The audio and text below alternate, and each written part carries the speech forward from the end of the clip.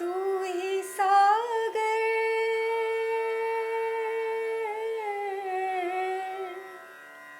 तू ही सागर है तू ही किनारा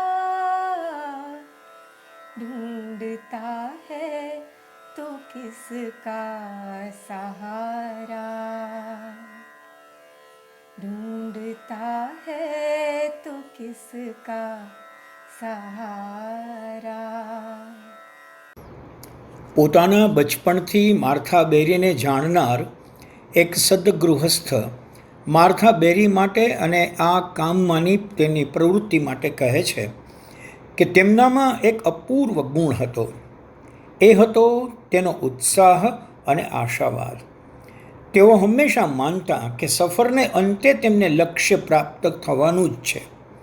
તેઓ ગજબના આશાવાદી હતા. તેમનો આશાવાદ સક્રિય હતો અને ઘણીએ વાર અશક્યને શક્ય બનાવતો હતો. તેમની સિદ્ધિઓ સાચે જ અપૂર્વ હતી. તેમણે સર્જાવેલ 30,000 એકરમાં વિસ્તરેલી આ શૈક્ષણિક સંસ્થા દુનિયાની સૌથી મોટી અને સૌથી સુંદર લેખાતી હતી. જે લોકોએ તેના હરિયાળા મેદાનો, રળિયામણા ડુંગરો અને મનોહર ખીણો એકવાર નિહાળ્યા હોય તેઓ કદી તેના સૌંદર્યને વિસરી ન શકતા. માર્થાના જીવનકાળ દરમિયાન શાળાએ 10,000 જેટલા પહાડી સંતાનોનો રાહ જ્ઞાનના દીપકથી અજવાળ્યો હતો. તેમની પ્રિય સહેલી શ્રીમતી એમિલો હેમોન્ડના પતિ જ્હોન હેનરી હેમોન્ડે તેમના આ પ્રયત્નોને સુંદર રીતે આલેખ્યા છે. માર્થા ન્યૂયોર્ક આવતા ત્યારે શ્રીમતી હેમોન્ડે સાથે પોતાની યોજનાઓની વાતો કરતા.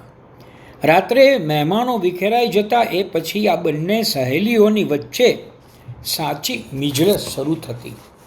બંને સંસ્થાના ભાવિ કાર્યક્રમો અંગે વિચારણા કરવા બેસતા અને હું એ જ ખંડના એક ખૂણામાં બેસીને તેઓની વાતો સાંભળતો.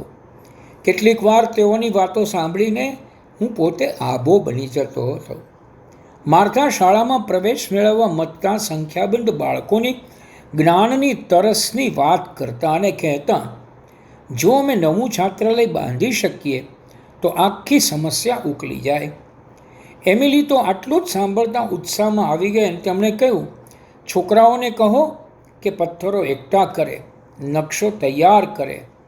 હું બેરી તરફ સહાનુભૂતિ રાખતા મિત્રોને એકઠા કરીને આવશ્યક ભંડોળ એકઠું કરી આપીશ.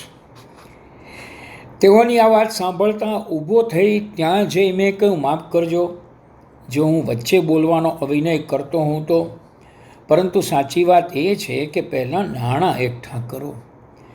નાણાં તમને મળી જાય ત્યાર પછી બીજી વાત તૈયાર કરજો. નાણાં તો મળવા દો. નકશો તૈયાર કરવા માંડ્યા છો અને પથ્થરો ભેગા કરો છો. મારી વાત સાંભળી તેઓ એકાદ મિનિટ થંભી ગયા, પણ પછી મારી પત્નીએ જ મને ઠંડે કલેજે કહી દીધું, અમે અમારો રસ્તો શોધી લઈશું. અમે હંમેશા એમ જ કર્યું છે. તમને શ્રદ્ધા નથી અમારામાં? ના, એવું તો નહીં. છતાંય આ તો ગાડીને ઘોડાની આગળ જ નહીં, 1 માઇલ આગળ જોડવાની વાત થતી હતી એટલે હું વચ્ચે બોલ્યો. હું વિરોધ કરતો રહ્યો. બોર્ડના સભ્યો ચિંતા વ્યક્ત રહી ગયા અને એક પછી એક વર્ષો જવા લાગ્યા. એકાદ વર્ષ પછી મકાન તૈયાર પણ થઈ ગયું અને નાણાં પણ આવી ગયા. આ પછી આ બે બાનુઓ વચ્ચે કદી ન પડવાની મેં પ્રતિજ્ઞા લઈ લીધી. એક ટ્રસ્ટીને હદ કરતાં વધુ ચિંતા થઈ હતી. એ હતા વોલ્ટર લાડ. તેમના પત્ની અપંગ હતા અને તેમને ત્યાં પરિચારિકા કામ કરતી હતી.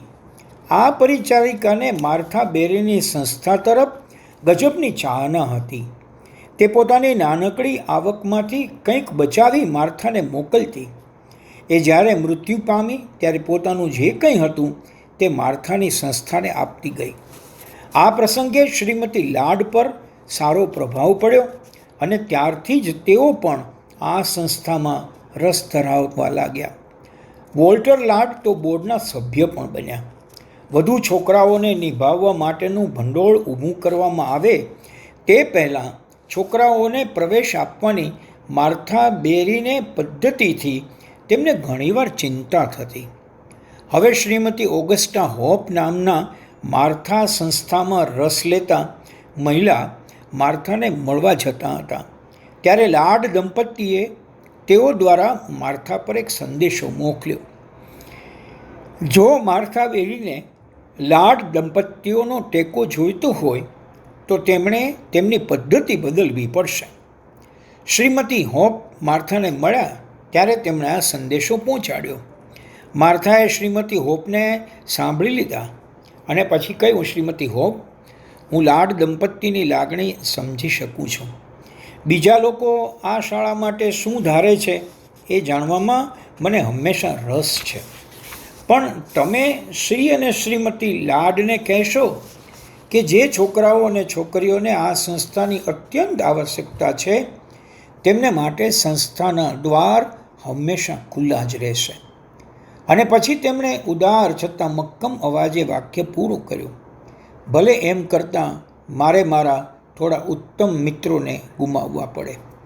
શ્રીમતી હોપ પાછા ફર્યા ત્યારે તેમણે લાડ દંપતીને માર્થાના શબ્દો કહી સંભળાવ્યા અને કહ્યું, તેમણે એટલો તો સચોટ જવાબ આપ્યો છે કે આવો સંદેશો લઈ જવા બદલ હું રડી પડી. મેં એમની માફી માગી. હવે પછી તમારે જો આવો સંદેશો તેમને કહેવડાવવો હોય તો તમે જાતે એમને કહી દેજો. અને એમ કહેતાં શ્રીમતી હોપ રડી પડ્યા. શ્રીમતી લાડના નેત્રો પણ સજ્જળ થઈ ગયા અને લાડ દંપતીનો વિરોધ પીગળી ગયો. શ્રી લાડ બોર પર રહ્યા અને તેમણે બોર્ડમાં રહીને સંસ્થાને સહાય કરવાનું ચાલુ રાખ્યું. માર્થાએ પોતે પહાડી કન્યાઓને જે શિખામણ આપી હતી તેનો જ અમલ કર્યો હતો. તેઓ કહેતા, તમે જેવા છો એવા જ દેખાજો. જો તમે કોબીજ છો તો ગુલાબના ફૂલ થવાનો પ્રયત્ન ન કરતા કોબીજ જ બની રહેજો. तू ही सागर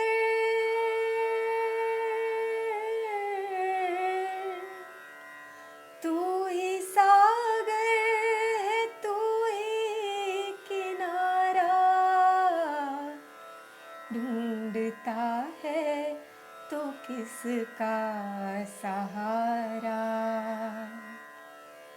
ढूंढता है तो किसका सहारा